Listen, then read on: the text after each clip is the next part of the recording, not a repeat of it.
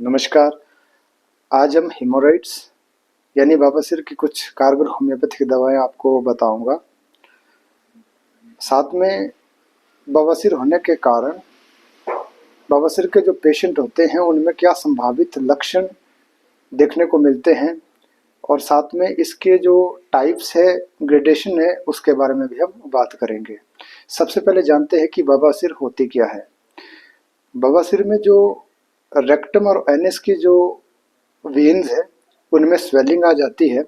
Surrounding tissues वहाँ पे है, मस्कुलर जो टिश्यूज है वहाँ भी स्वेलिंग आने के कारण वहाँ पे लगातार प्रेशर बनता है, कंजेशन बनता है, जिसके कारण ये बवासीर की समस्या होती है। इसी को बवासीर कहते हैं।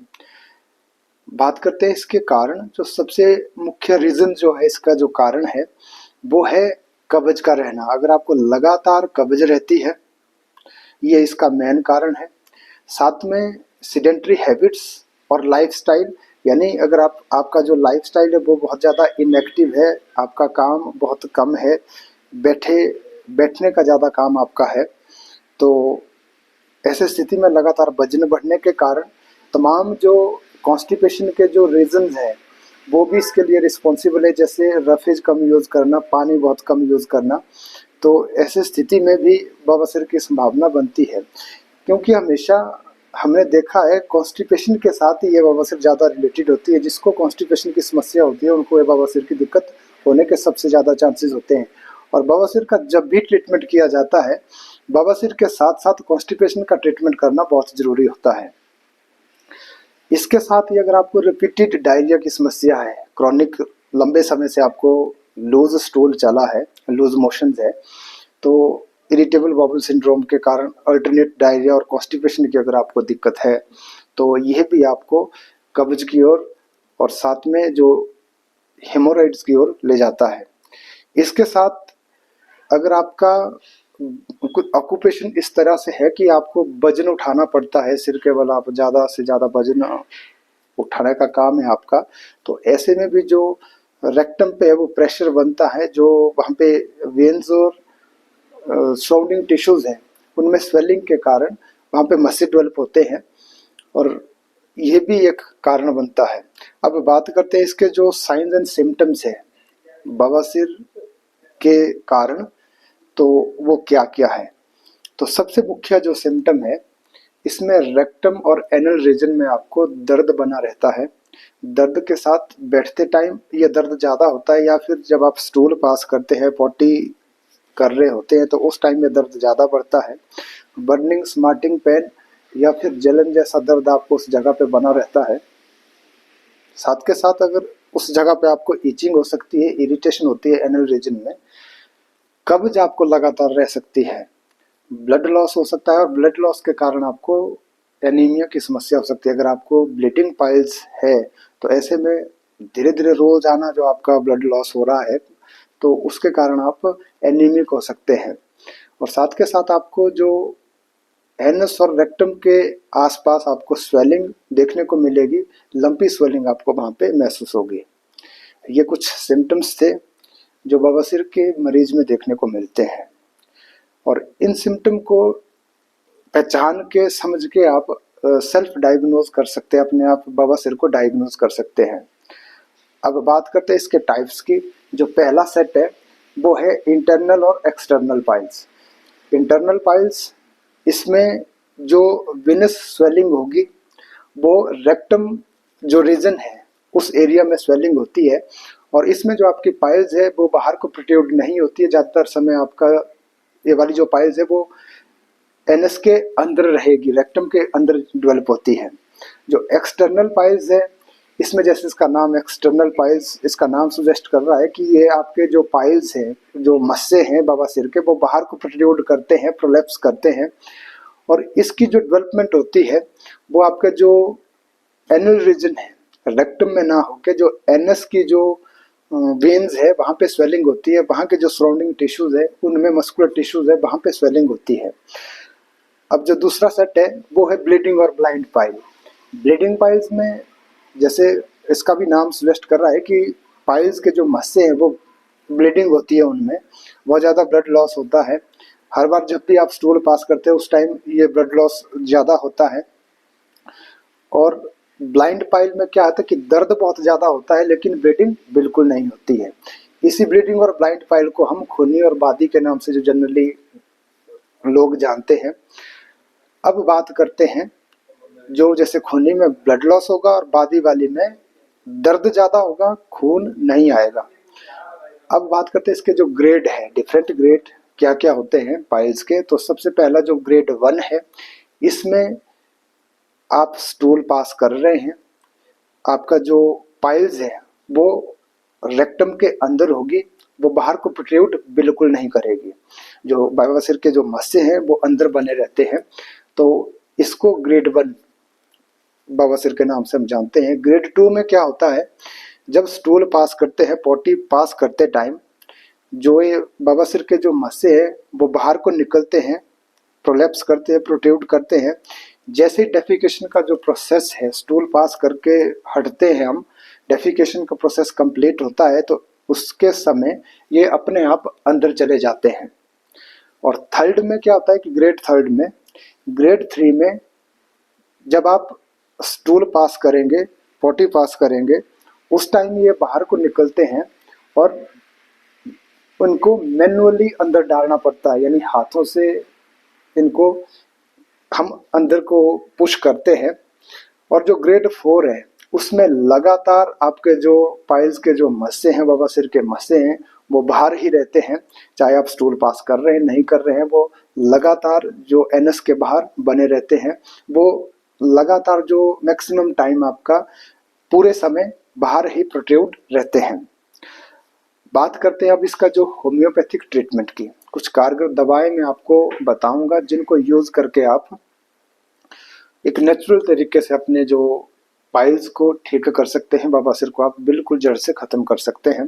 लेकिन ये दवाएं बताने से पहले आप इस बात को ज़रूर ध्यान दें, जब भी आप इन दवाओं का यूज़ करें तो एक अच्छे होम्योपैथिक डॉक्टर की सलाह से ही इनको यूज़ में लाएं, क्योंकि हर एक मेडिसिन की जो डोज है, पोटेंसी है, रिपीटेशन जो मेडिसिन की रहती है वो patient to patient severity, disease की सीवियरिटी के अकॉर्डिंग ये अलग अलग होती है हर पेशेंट में।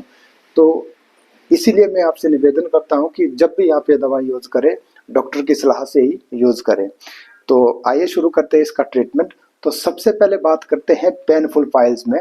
अगर आपके पाइल्स में बवासीर के जो मस्से हैं उसमें बहुत ज़्यादा दर्द बना रहता है, स्मार्टिंग वर्निंग सेंसेशन वहाँ पे रहती है, दर्द बहुत ज़्यादा, स्पेशली जब आप स्टूल पास करते हैं या फिर बैठ रहे हैं, आप किसी हार्ड चीज़ पे बैठते हैं, आप उस स्थिति में आपको दर्द ज़्यादा होता है रेक्टम और एनल रीजन में, तो ऐसे के लिए 3 मेडिसिन बहुत इफ़ेक्टिव है। तो सबसे पहले एलॉय, सेकंड है एसिडम्यूर यानी म्यूरेटिक एसिड, थर्ड है रेटेनिया।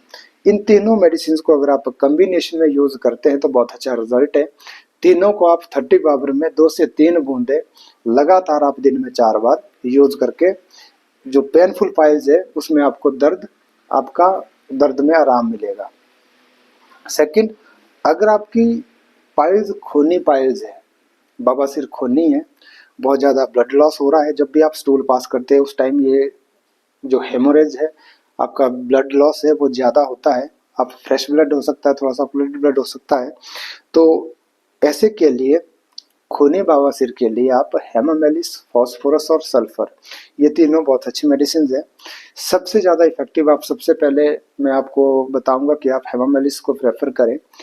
हेमामेलिस को जब भी यूज़ करना है, अगर आप मदर टिंचर को यूज़ करते हैं तो 15 बूंदें 3 चम्मच पानी के साथ मिक्स करके आप दिन में 3 से 4 बार आप यूज़ कर सकते हैं। इसी को अगर आपने पोटेंसी में यूज़ करना है तो 30 पावर में डायरेक्ट जुबान पे, टंग पे आप 2 से 3 बूंदे दिन में 3 से 4 बार या फिर 3-3, 2-2 घंटे के गैप में यूज़ कर सकते हैं, तब तक जब तक आपका जो बवासीर के जो मस्से में ब्लीडिंग होती है वो रुकना बंद ना हो जाए। सेकंड है फॉस्फोरस, स्पेशली जो टॉल सिलेंडर पेशेंट है, बहुत ज़्यादा ठंड जिनको लगती है उनको, और ठंडी चीज़ों के लिए क्रेविंग होती हो, खाने के लिए ठंडी चीज़ें ज़्यादा लाइक करते हैं, ऐसे पेशेंट में अगर ब्लीडिंग होती है, ब्राइट रेड कलर का खून ज़्यादा आता है, तो आप फॉस्फोरस को प्रेफर कर सकते हैं। 2 से 3 बूंदें 15 दिन के गैप में आधा आधा घंटे में 3 बार आप यूज करें। नेक्स्ट है सल्फर। सल्फर में अगर आपको जो बवासीर के साथ एनल रीजन में खारिश और इरिटेशन बहुत ज़्यादा होती है, तो ऐसे स्थिति में आप सल्फर को यूज़ कर सकते हैं। अगर आपकी ब्लीडिंग पाइल्स है, सल्फर को आप 1 ml पाउडर में 15 दिन के गैप में 2-2 बूंदे आधा आधा घंटे में 3 बार यूज़ करके अगले 15 दिन तक आप यूज़ ना करें। तब अगर ज़रूरत के अकॉर्डिंग अगर आपको लगता है कि आपकी ब्लीडिंग जो ब्लड है बीच बीच में आता हो, तो आप दोबारा से रिपीट करें, या तो इसको रिपीट ना करें। साथ में आप ध्यान दें, फॉस्फोरस और सल्फर जब भी आपने यूज़ करनी है, थोड़ा सा इसको प्रिकॉशन के साथ यूज़ करें। जो भी ट्यूबरकुलोसिस के पेशेंट रहे हैं, जिनको पास्ट में ट्यूबरकुलोसिस की हिस्ट्री रही है, टीबी बीमारी की दिक्कत है, या फिर रनिंग में है टीबी बीमारी, तो ऐसे स्थिति में ये कॉन्ट्राइंडिकेटेड है, तो वो पेशेंट सल्फर और फास्फोरस को यूज ना करें। इसके साथ अगर कब्ज के साथ आपको बवासीर रहती है, यानी आपको बवासीर है, कब्ज बहुत ज़्यादा रह रही है, जो इसका मेन कारण है होने का बवासीर का, तो अब इसके लिए नक्स और कॉलिनसोनिया, ये 2 जो मेडिसिन से बहुत इफेक्टिव है। हमेशा जब भी नक्स आप यूज़ करेंगे कि आपको जो इनफेक्चुअल अर्ज और स्ट्रेनिंग रहती है, बार बार आपको पोटी करने का मन करता हो, खुल के आपको पोटी ना आती हो, तो ऐसी स्थिति में साथ के साथ अगर आपको कब्ज बहुत ज़्यादा है, तो नक्स भूमिका को आप प्रेफर करें।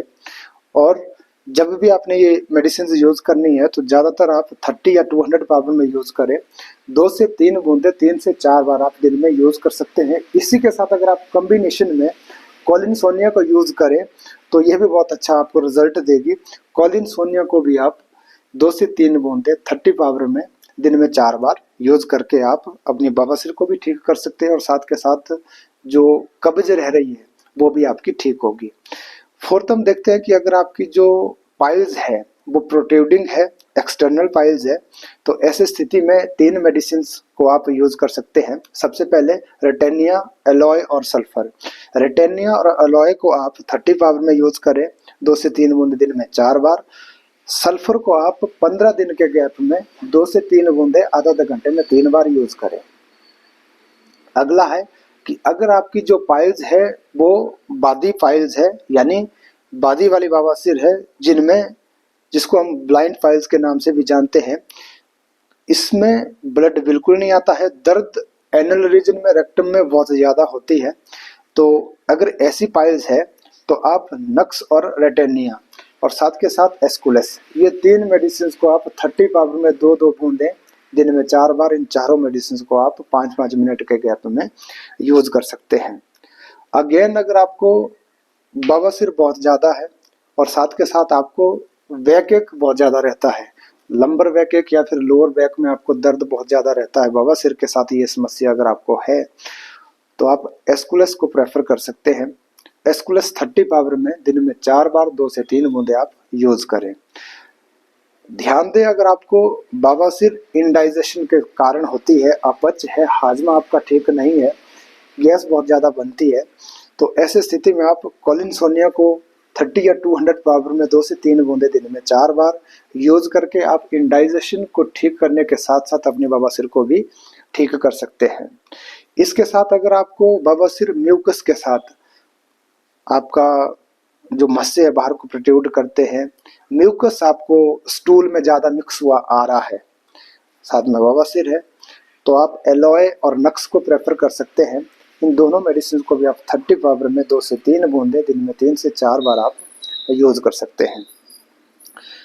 नेक्स्ट जो स्थिति बनती है, इसमें हम देखते हैं कि अगर आपको बवासीर के साथ एनल रीजन में जो गुदा द्वार है वहाँ पे खारिश बहुत ज़्यादा होती है, इरिटेशन और इचिंग बनी रहती है, जो आपको बहुत ऑकवर्ड लगती है, कहीं आप बैठे हैं तो बहुत आपको मुसीबत में डालती है, तो ऐसे के लिए आप पेओनिया और सल्फर, इन दोनों मेडिसिन को अगर आप कॉम्बिनेशन में यूज़ करते हैं, 2 से 3 बूंदें 30 पाउडर में आप कुछ दिन तक यूज़ करें, आप देखेंगे धीरे धीरे आपकी जो इचिंग है, इरिटेशन है, जो एनल रीजन में रहती है बवासीर के साथ, वो आपकी ठीक होगी। अब नेक्स्ट जो है, अगर आपका जो बवासीर है वो डिलीवरी के बाद अगर आपको दिक्कत आ रही है, यानी कि जो फीमेल्स में बच्चा डिलीवर होने के बाद अगर बवासीर डेवलप हो रही है तो इसके लिए कालीकार और पोडोफाइलम दो बहुत इफेक्टिव मेडिसिन है। दोनों मेडिसिन को आप कॉम्बिनेशन में यूज करें। 30 पावर में 2 से 3 बूंदे आप 5 मिनट के गैप में दिन में 4 बार यूज कर सकते हैं। फिर स्थिति बनती है कि अगर आपको प्रेगनेंसी है और प्रेगनेंसी के दौरान फीमेल्स में बवासीर की समस्या होती है, उनको प्रेगनेंसी के दौरान बवासीर की अगर समस्या हो रही है तो एस्कुलस और कॉलिनसोनिया, इनको भी आप कॉम्बिनेशन में इन दोनों मेडिसिन को 30 या 200 पावर में 2 से 3 बूंदे दिन में 3 से 4 बार आप यूज कर सकते हैं।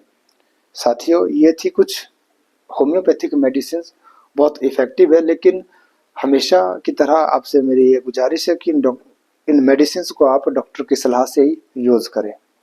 धन्यवाद।